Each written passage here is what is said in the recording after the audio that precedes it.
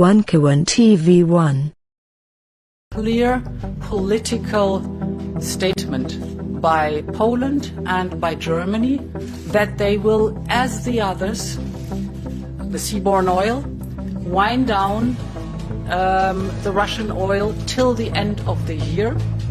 We have covered overall 90% of Russian oil being wind down in this time frame.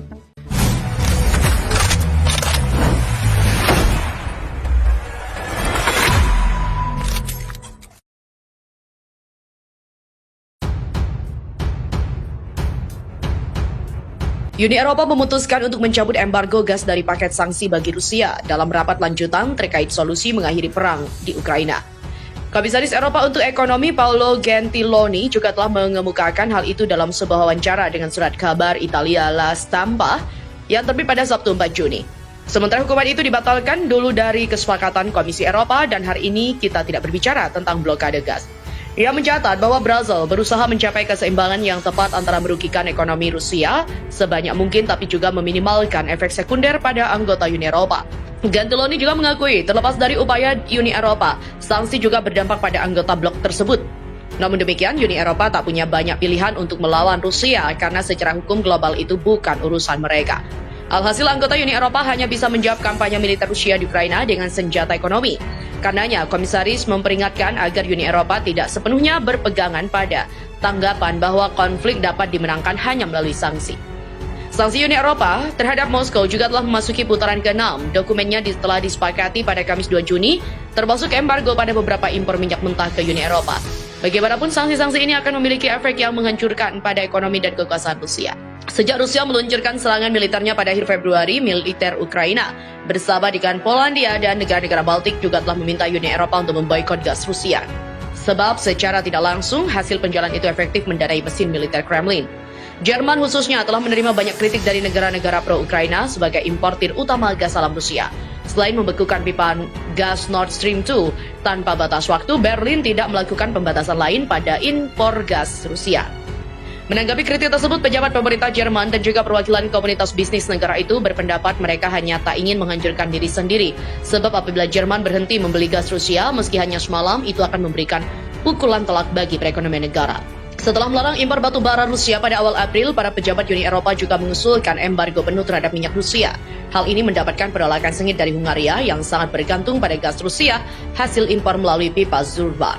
Karena dukungan bulat dari 27 negara anggota diperlukan untuk keputusan besar seperti ini, Komisi Eropa akhirnya juga mengecualikan pipa Druzhba untuk Hungaria, Slovakia, dan Republik Ceko. Lavrov, sanksi terhadap Rusia justru berbalik sengsarakan rakyat Uni Eropa. Sanksi Uni Eropa terhadap Rusia yang melakukan agresi terhadap Ukraina disebut justru bakal membuat masyarakat Uni Eropa sengsara.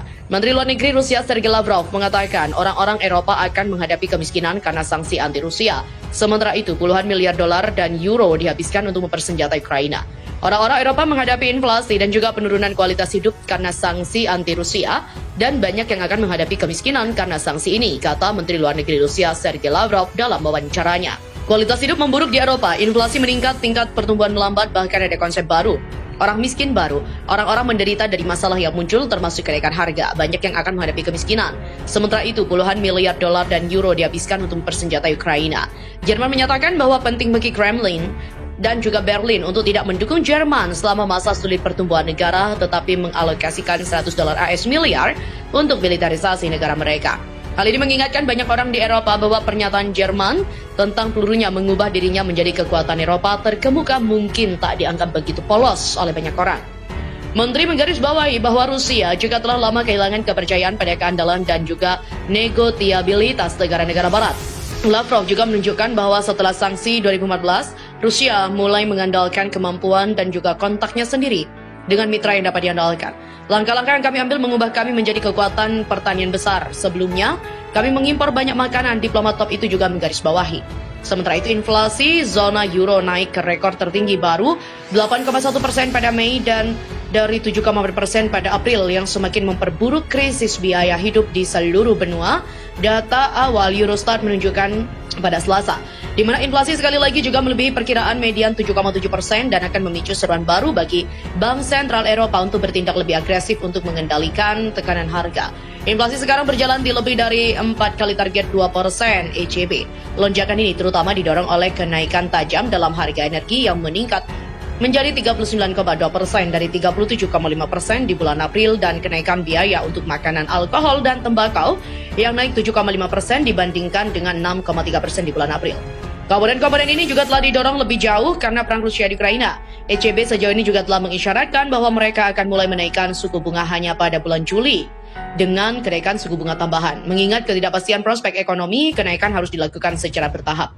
Pada hari Senin, Kepala Ekonom ECB Philip Lane menolak seruan untuk kenaikan suku bunga yang lebih besar dari 25 basis poin. Bank Sentral juga telah mengindikasikan bahwa pertemuan kebijakannya pada bulan Juli dan September akan menjadi pertemuan di mana dia membuat langkah pengetatan pertama dalam lebih dari 1 dekade. Normalisasi juga memiliki fokus alami pada pergerakan alam unit 25 basis poin. Kata Lane menambahkan bahwa tindakan yang lebih agresif akan membutuhkan perubahan yang lebih substansial dalam proyeksi inflasi jangka menengah Bank Sentral. Di mana penilaian kami saat ini tentang situasi di mana kami berpikir prospek inflasi jangka panjang dan juga menengah menjadi target 2% kami menyerukan pendekatan bertahap untuk normalisasi.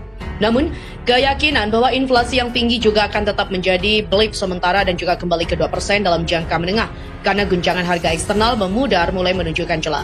Inflasi inti yang tidak termasuk komponen volatil seperti makanan, energi, alkohol, dan juga tembakau menguat jauh menjadi 3,8% pada Mei dan 3,5% pada April.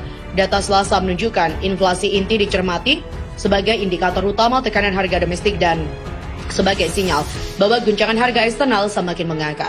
Tekanan juga dapat meningkat lebih lanjut karena pekerja mulai menuntut upah yang lebih tinggi untuk mengatasi lonjakan harga dengan lebih baik. ECB sejauh ini juga berpendapat bahwa pertumbuhan upah yang diredam menunjukkan resiko kecil dari spiral harga-harga upah, di mana upah melonjak secara substansial sebagai respon terhadap harga tinggi dan kemudian mendorong inflasi yang lebih tinggi. Eropa memasuki masa suram.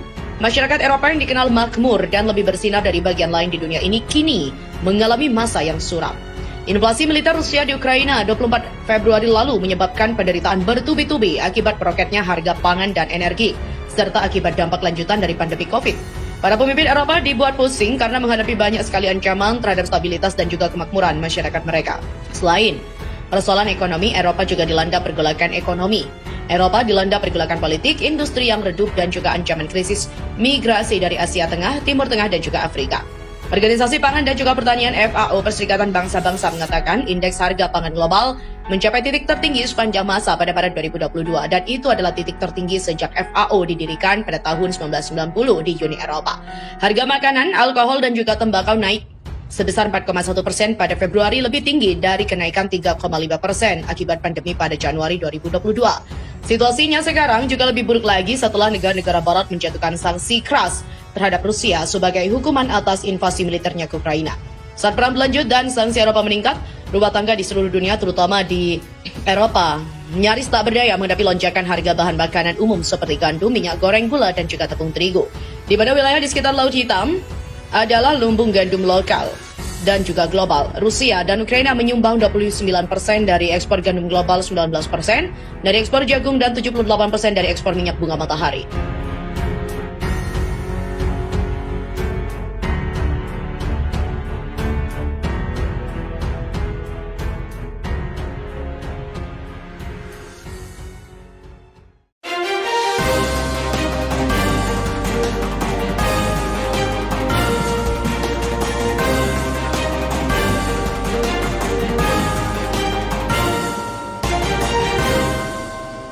One Kawan TV 1